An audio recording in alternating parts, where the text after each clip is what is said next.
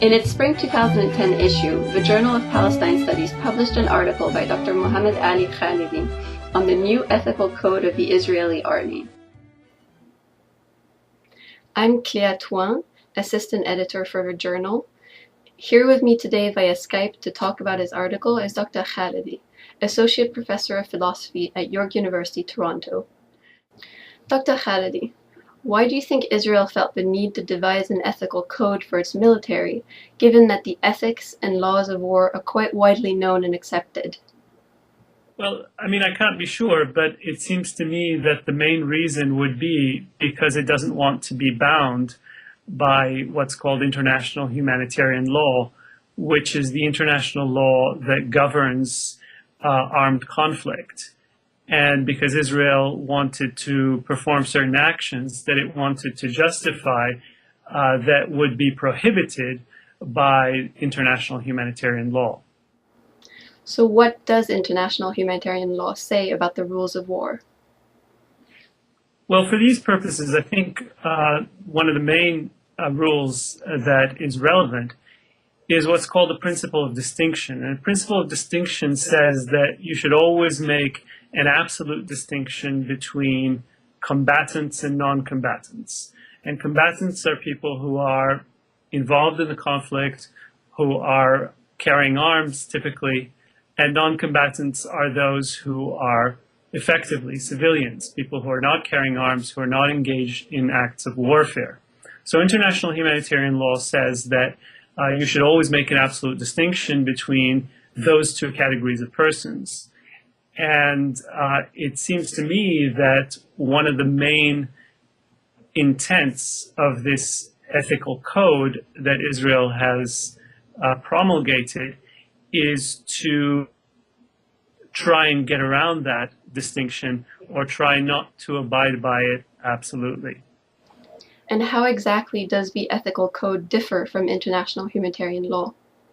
They would say that an army that is engaged in war against terrorism has a duty to treat its own combatants as having greater priority than non-combatants on the other side, which contravenes international humanitarian law, which says that non-combatants ought to be spared harm regardless. You explained that Israel's new ethical code was designed to take into account the fight against terrorism. In that light, what is most significant about the code? Well, I think one of the other very important things about this ethical code is that the way it defines terrorism leaves it unclear as to why the war against terrorism ought to be governed by different rules. You see, a case can be made on ethical grounds that there is a category of violent actions that ought to be treated differently from standard acts of warfare. And that category of violent actions are those that deliberately non-combatants or civilians. So if one were to define acts of terrorism in this way, one could say that those kinds of acts which deliberately target civilians, ought to be governed by different standards.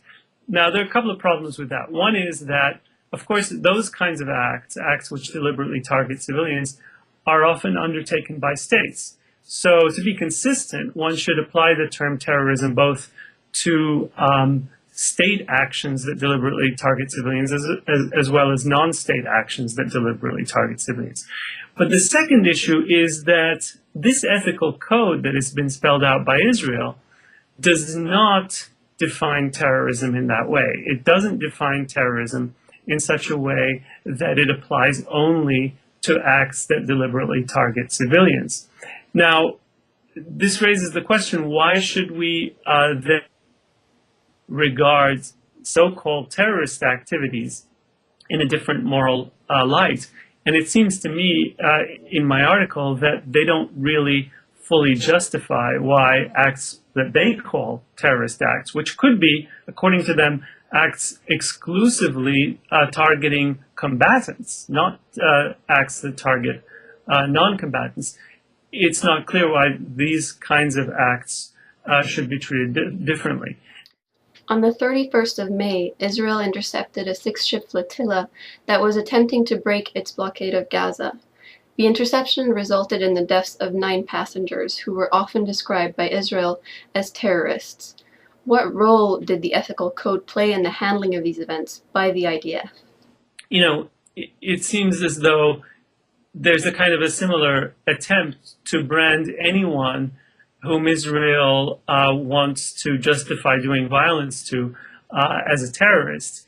And in this case, I think it was even plainer that there were no grounds for regarding the people who were on this flotilla designed to provide aid to the people of Gaza. There were no grounds for labeling them terrorists. I mean, these people did not undertake acts of violence against Israel or Israeli civilians. They didn't even undertake acts of violence against Israeli combatants until those Israeli combatants themselves tried to storm the ship that they were on.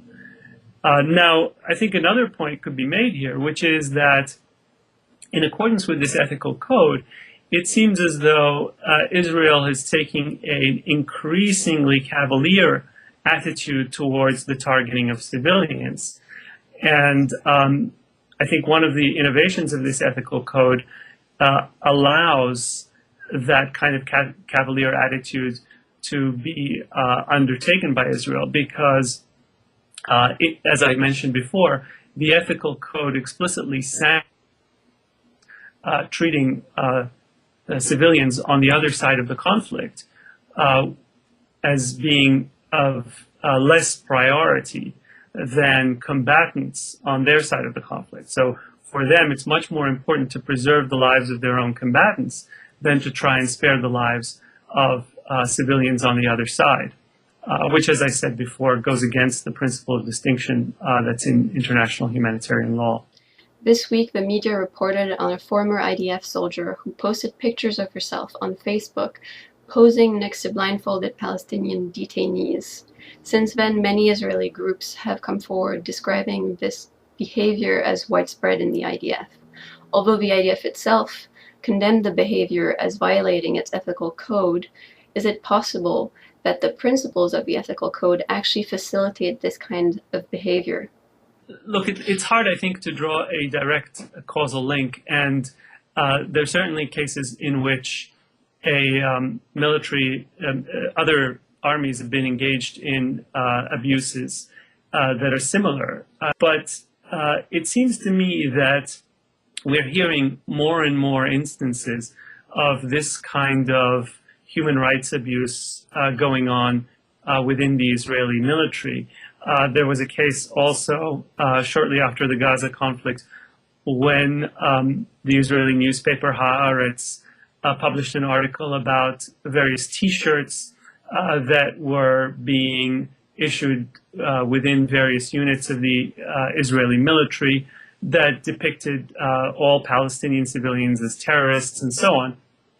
And it seems to me that this ethical code certainly doesn't help precisely because it regards Palestinian civilians as being in a different moral category than other civilians. In other words, it gives greater priority to the well-being of its own soldiers than to the well-being of Palestinian civilians. And if that's the attitude that is enshrined in the ethical code, or the so-called ethical code of the Israeli military, then it seems to me that may well encourage these kinds of practices. So although it would be impossible to determine whether there's a direct causal link, it seems to me there's a pattern here. You speak of this trend, but on the 1st of August, the IDF announced that as a result of lessons learned from Operation Cast Lead, each IDF battalion would from now on have a humanitarian affairs officer, as well as a combat officer tasked with clearing combat areas of civilians. Do these changes hint at substantive shifts in the ethical code? You know, I think Israel has a public relations problem, and I think it's needs to respond to what increasingly numbers of people around the world perceive as an excessively cavalier attitude towards causing civilian casualties on the other side, on primarily the Palestinian side, although the Lebanese have also been at the receiving end of these kinds of actions. So I think these kinds of announcements are probably made in order to try and deal with some of the public relations fallout that Israel has been subject to in recent years. I haven't seen any sign that this ethical code has been repealed, and as long as this ethical code is in effect, it explicitly instructs Israeli soldiers to give greater priority to their own lives than to civilians on the other side. It seems to me is likely only to lead to greater numbers of civilian casualties and more disproportion in the future in the numbers of civilians that are killed on the Palestinian and other Arab sides. In your article, you talk about the possibility of the IDF's conduct during Operation Cast Lead being defined as a crime against humanity because it can be traced back directly to the ethical code. Does this mean that the ethical code itself could be used as evidence in efforts to prosecute Israel for crimes against humanity? I think the international legal case might be a little complicated. Israel first signed the Rome Statute of the International Criminal Court, and then it unsigned it. So I don't know how successful prosecutors might. Certainly, as a philosopher from the moral and ethical side of things, I certainly see a difference between acts in which soldiers or officers might target civilians or might not pay due attention to sparing the lives of civilians, and actions where this is done in accordance with official policy. Now, if this is done at the because of official Israeli policy, it seems to me that the moral implications are very different, and it seems to me that Israel is culpable for those civilian casualties in a way that it might not be if this was just being done by soldiers or officers in the field. Here we have a document that is an official document of the Israeli military forces that is instructing soldiers a greater care to sparing their own lives than to sparing the lives of civilians. And that seems to me to be a very grave moral crime. Whether it could also be considered a crime under international law, I think is up to international jurists to determine. But certainly the moral implications seem to me very different. Dr. Khalidi, thank you very much for joining me. Thanks, Cléa.